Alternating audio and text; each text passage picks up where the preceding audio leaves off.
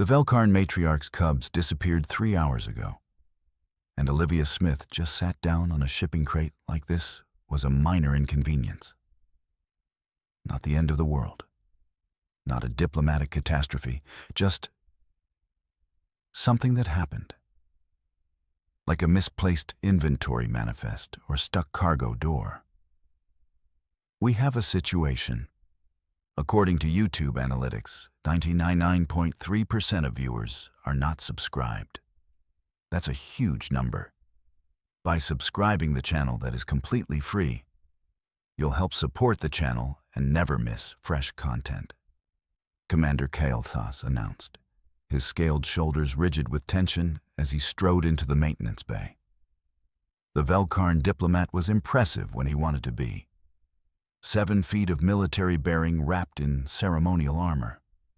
Right now, he looked like someone standing on a collapsing floor pretending the cracks weren't spreading. The matriarch's offspring have gone missing from the secure quarters. Station AI cannot locate them. Security cannot locate them. Nothing can locate them. Olivia glanced up from her datapad, where she'd been pretending to look busy while actually reading salvage auction listings. How long have they been missing? 3 hours and 14 minutes, Kael'thas said tightly. Which, on a station of this size with full sensor coverage, should be impossible. Yeah, you're acting like kids have never gotten lost before, Olivia said, turning back to her datapad. There was a silence. The kind of silence that happens when someone says something so fundamentally misaligned with the urgency of a moment that everyone stops breathing. Station Director Patricia Anderson stepped forward, her diplomatic crisis management face firmly in place. The one she used when things were bad, but not yet catastrophic. Mrs. Smith, the Velkarn cubs are apex predator juveniles. They have thermal vision, electromagnetic sensitivity, and hunting instincts that make them nearly impossible to... Yeah, I know, Olivia interrupted, not looking up. They've been following me around the station all week, asking questions about the cargo bays. Cute kids, very curious. Pretty sure that's the problem here. Security Chief Vex Thule slammed his palm against the console beside him, and 3 different alarm systems activated in response.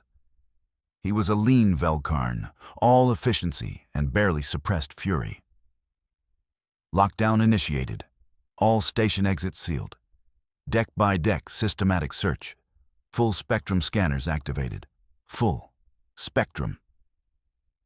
The station hummed as thousands of sensor arrays spun up at once. State-of-the-art security technology, the kind that could track a single carbon particle through an airlock. Designed specifically for situations where someone didn't want things disappearing. Except apparently, this was exactly the situation where things were disappearing anyway. Patricia glanced at her wrist display. Station AI is confirming full environmental lockdown.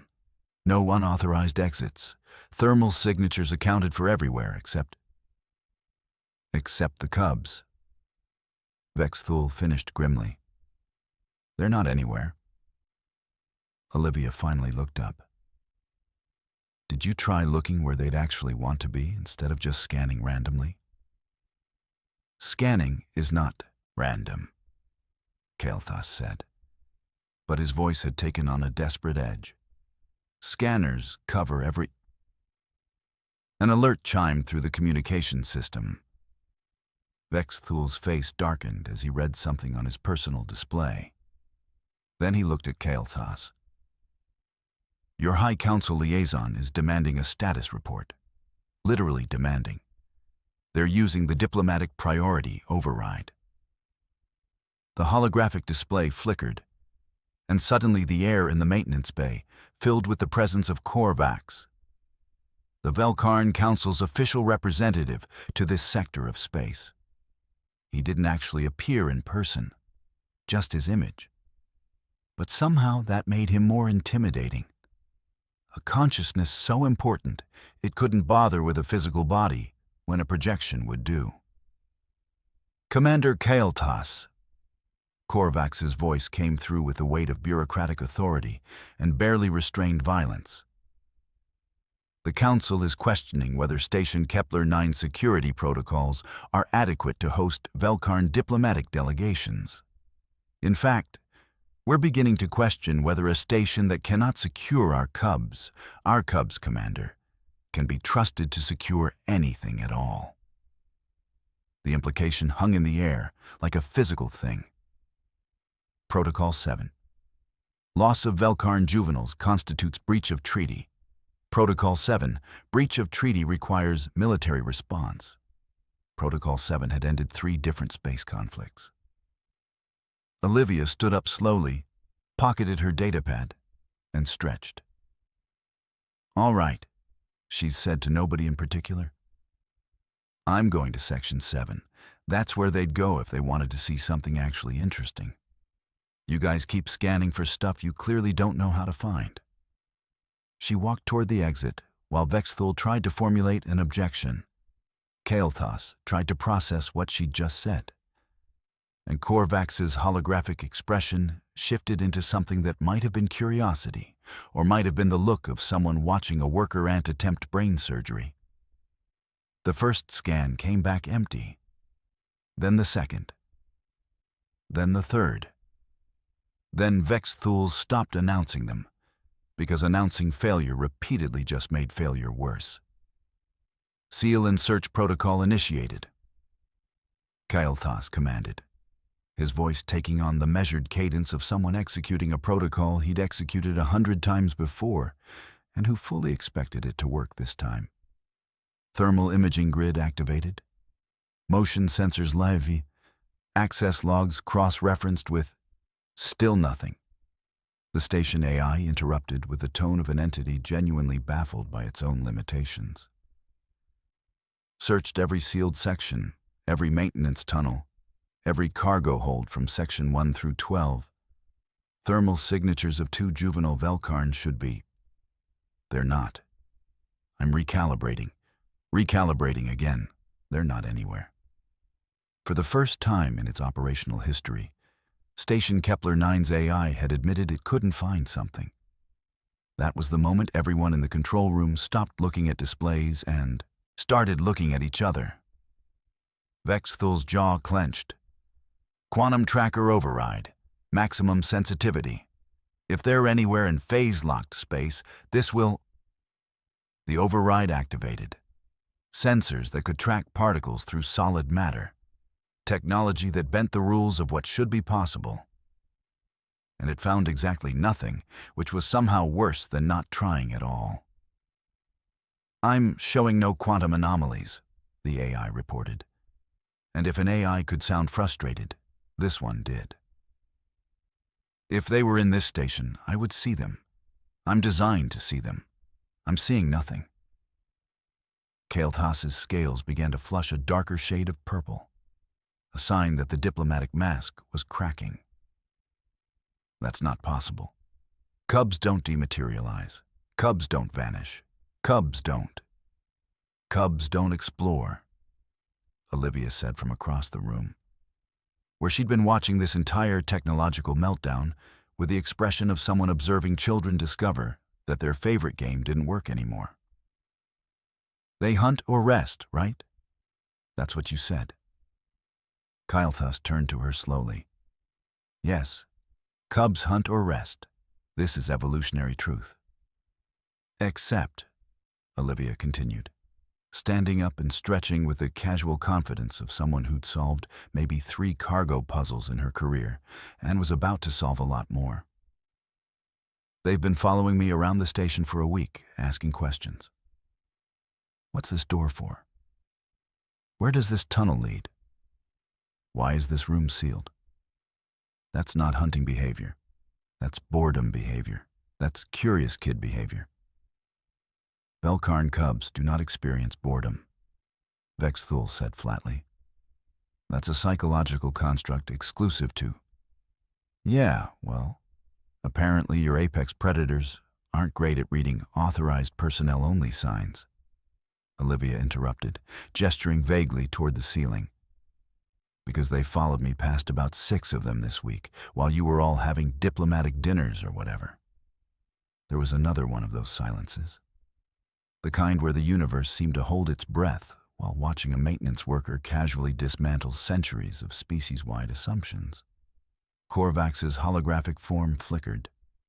"This is unacceptable. I am authorizing military deployment to Station Kepler 9, effective immediately. We will search this station ourselves. Protocol 7 requires—" "Wait," Patricia interjected, finally finding her voice underneath the bureaucratic panic. "Give us more time. There has to be an explanation that doesn't involve treaty violations." "There is," Olivia said.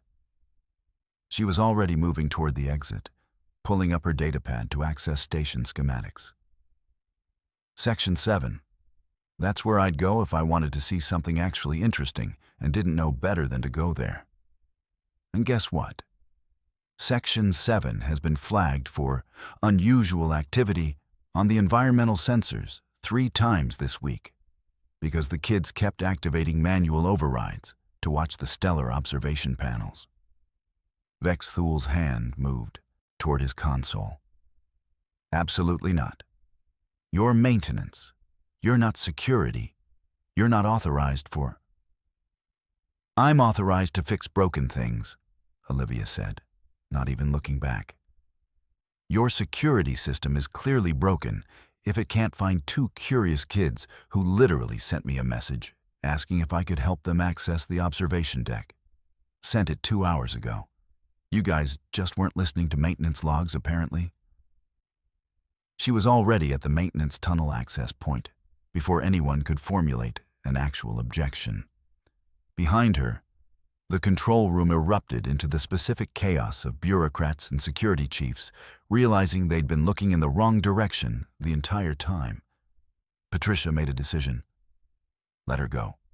Monitor her position. If anything goes wrong, Vex Thul muttered, we're already out of options. And that was true. They'd scanned, they'd tracked, they'd locked down the entire station. Technology had failed them completely. Now they were going to try something humanity had been doing since the beginning of time, following someone who actually knew what they were looking for. The observation deck was supposed to be sealed. The viewport panels were ancient Velkarn technology, the kind that showed raw stellar formation in real time across spectrum ranges that human eyes couldn't process. Beautiful, dangerous, and absolutely off-limits to diplomatic visitors who might accidentally trigger something that would void the station's insurance. Olivia found the cubs exactly where she expected, pressed against the viewport like 2 curious children who'd figured out how doors worked. They weren't hiding. They weren't hunting. They weren't doing anything apex predators were supposed to do. They were watching a star being born and making soft chirping sounds that might have been Velkarn for, wow, that's incredible. When they saw Olivia, they didn't prepare to attack or display dominance, or do whatever apex predators did when encountering humans in restricted areas. They ran to her, actually ran. Their scaled feet clicked against the deck plating as they bounded across the observation area like puppies greeting their owner after a long shift. There you are, Olivia said, reaching down to let them bump their heads against her hands. They were warm. They smelled like ozone, and something that might have been happiness if apex predators could experience happiness. Your mom's probably wondering where you got to. One of the cubs, the smaller one, made another chirping sound and gestured back toward the viewport with what could only be described as insistence. The other one took Olivia's hand, very gently, claws carefully retracted, and tried to pull her toward the stellar display. Yeah, I see it, Olivia said. Pretty cool, right?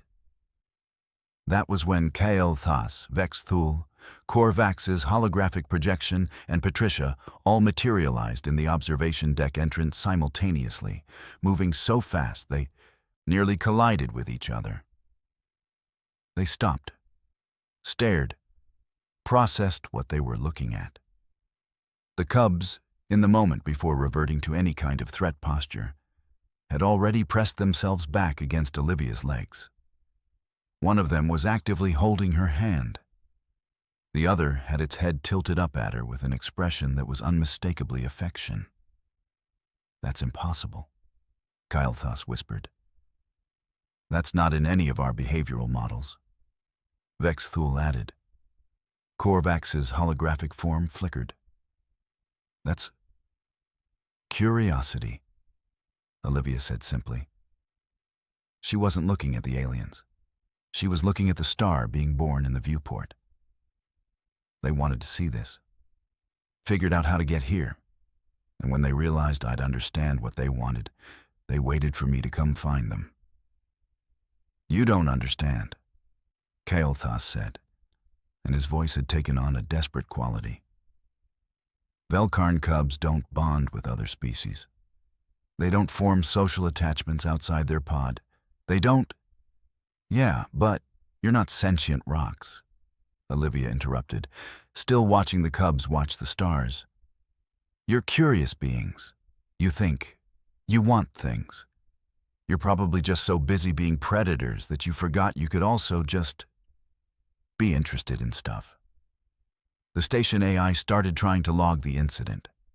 Its classification system encountered an error, then another, then simply gave up and marked the entire event as unclassifiable.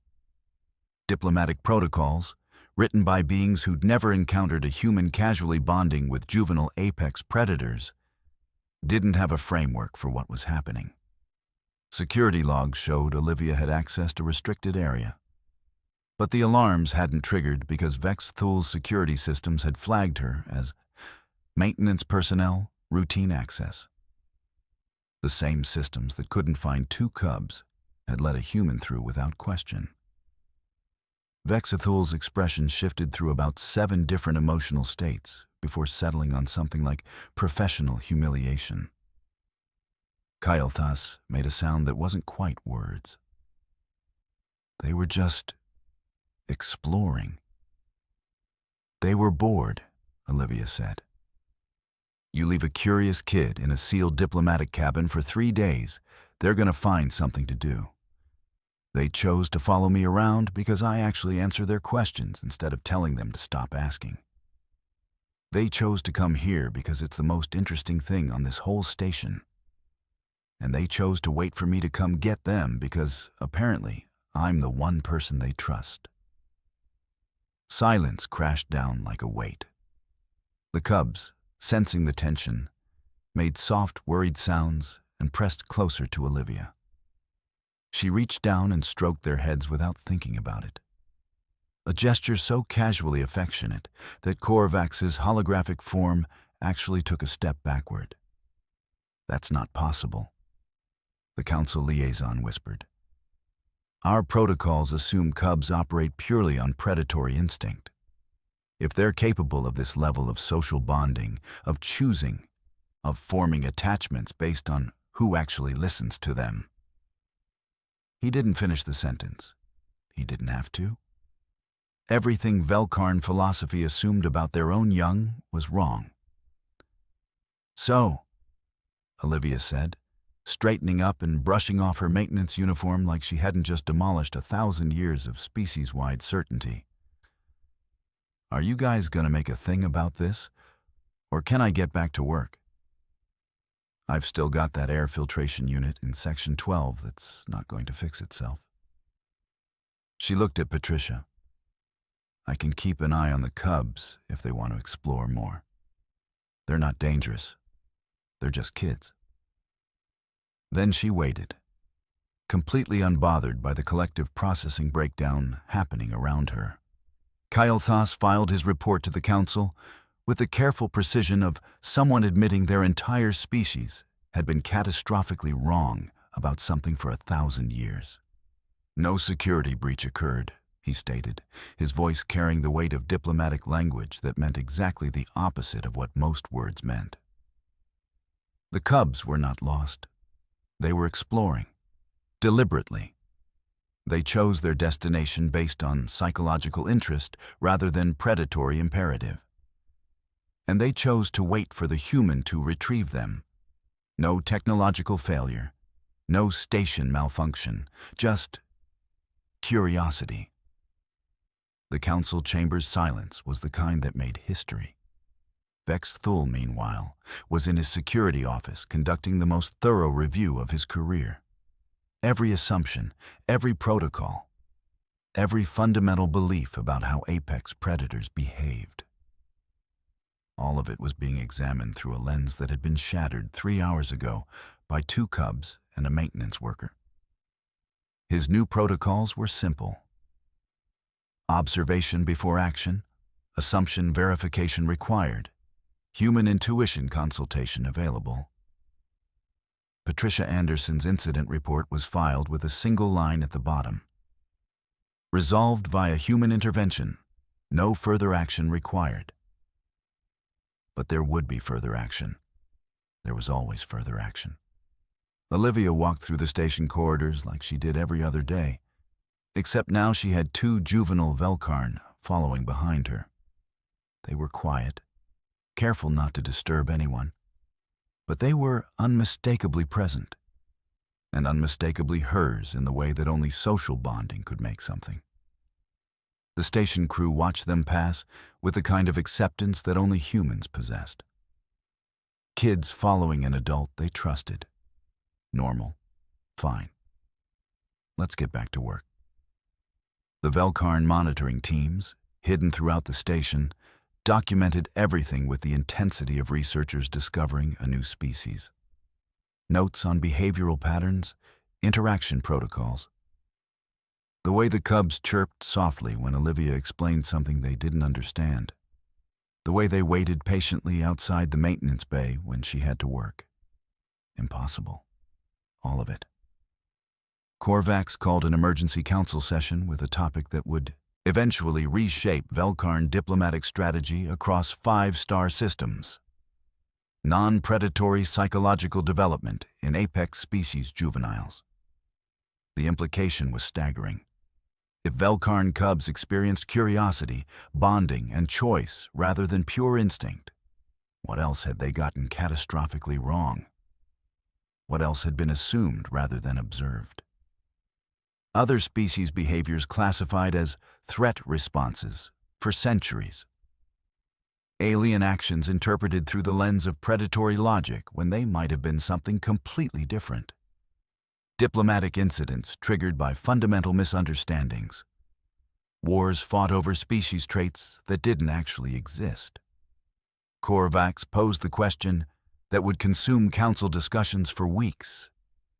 How many other species have we fundamentally misunderstood? New protocols spread through the station like ripples. Vex Thul's security team implemented observation before action procedures. Every response to unusual behavior would first include actual observation of what was happening, not just sensor interpretation. Kael'thas, with cautious optimism, proposed a cultural exchange program between Velkarn and human delegations. It was controversial. Of course it was controversial. But the cubs' behavior couldn't be denied or rationalized away. Patricia Anderson officially requested that Olivia be available as a cultural consultant for the station. A position that came with a significant raise, flexible scheduling, and the actual authority to observe situations that security teams were about to misinterpret. The message spread through diplomatic channels with the efficiency of bureaucratic information networks. The human fixed the Velkarn situation. It became shorthand for impossible problems solved. Other species, watching the incident reports, began requesting human consultants. Not soldiers, not scientists, just humans who might observe things differently. The Velkarn, in a formal statement that cost them significant diplomatic pride, admitted that their young experienced emotions they had previously considered impossible. Curiosity, affection, choice. The cubs, meanwhile, spent their remaining time on the station following Olivia around, learning about maintenance work, asking endless questions about how things functioned and why humans approached problems the way they did. Kyle thus began looking at Olivia with something that wasn't quite respect yet. It was something deeper. Gratitude mixed with the realization that a maintenance worker had solved what 1,000 years of protocol and a civilization of apex predators could not. Vexathul watched her work and took notes on how she didn't panic when systems failed. She just observed what had actually happened and adjusted. Patricia Anderson documented it all, knowing that the story of the human who'd sat down on a shipping crate and waited was going to change how every species in this sector did business. Olivia's shift ended at 18 hours like it always did. Before clocking out, she took the cubs to the observation deck one last time. The star they'd watched being born was still burning, still beautiful, still impossible. The cubs pressed against the viewport with the same wonder they'd shown 3 hours ago, which felt like both 3 minutes and 3 years. "Your mom's waiting for you," Olivia said quietly. "Time to go home." The cubs turned to her with an understanding that shouldn't have been possible in beings that didn't experience emotional processing. They knew. They accepted. They were sad about it. But they understood. That was maybe the most profound thing Olivia had witnessed all day. The moment when 2 apex predators became just kids saying goodbye to someone they'd learned to trust. Kael'thas found her in the docking bay, where the cubs were being loaded back onto the diplomatic vessel. "They're just kids," Olivia said before he could ask. "Every species has them. They get curious. They explore. They bond with people who actually listen to them. Pretty straightforward." Kael'thas made a sound that might have been laughter, or might have been the sound of a 1,000-year-old civilization having a collective realization. "We've believed our youth operate purely on instinct for 1,000 generations. Maybe you just never sat still long enough to notice they were thinking," Olivia replied. "You were too busy scanning for threats to see they just wanted to see a star." The simplicity of it was devastating. The Velkarn matriarch emerged from the diplomatic vessel like authority incarnate. She saw her cubs, clearly. She saw them boarding calmly. She saw them turn back once to look at Olivia with obvious affection. And then she saw Olivia herself. A human in a maintenance uniform, unremarkable in every way, except for the fact that her species had just solved what Velkarn technology could not. The matriarch made eye contact with Olivia, held it, and nodded once. Not gratitude, not quite respect. Something older. The recognition of one being who understood children seeing another being who also understood children. A moment of non-aggressive emotion broadcast to a human witness for what might have been the first time in recorded Velkarn human history. Then she turned and boarded her vessel with her cubs. Kael'thas remained on Station Kepler 9 as permanent liaison. His official role was diplomatic relations. His actual role was studying how humans approached problems differently. He spent hours watching Olivia work, not the big moments, but the mundane ones. How she observed a broken system before trying to fix it. How she'd sit quietly and wait for the problem to reveal itself. How she'd occasionally laugh at the situation and try something unconventional. Curiosity observation protocols, he called them when implementing them back in Velkarn space. Within weeks, other diplomatic corps were requesting similar human liaisons. Not soldiers. Consultants. Problem solvers, who looked at situations from angles that traditional logic couldn't access. News reached the highest levels of unified governance. Emergency meetings convened to discuss humanity's unexpected social problem-solving capability. Scientists debated whether this was human evolution or human psychology or just luck. The consensus, eventually, was simpler. Humans just tried different things and sat with the results. They didn't assume. They observed. Olivia's new normal included lunch breaks spent teaching station crew alien psychology, making terrible jokes about diplomatic incidents, and apparently being an unofficial consultant for species relations problems. She still filed maintenance reports, still fixed broken things, still had the same job. Except now when something broke in a complex way, people asked her opinion before running a scan. In the break room one afternoon, Kael'thas appeared with a problem. A new species showing aggressive behavioral patterns that were making treaty negotiations difficult. Have you tried just asking them what they actually want? Olivia suggested, not looking up from her sandwich.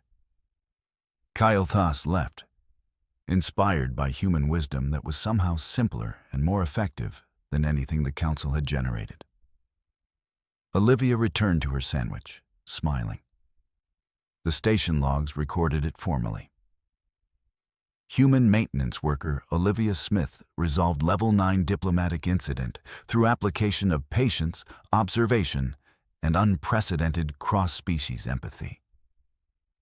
But Olivia, filing maintenance reports in her office, was completely unaware of the cosmic shifts she'd created. Weird week, she muttered to herself, pulling up the next job order. Anyway, gotta fix that air filtration unit in Section 12.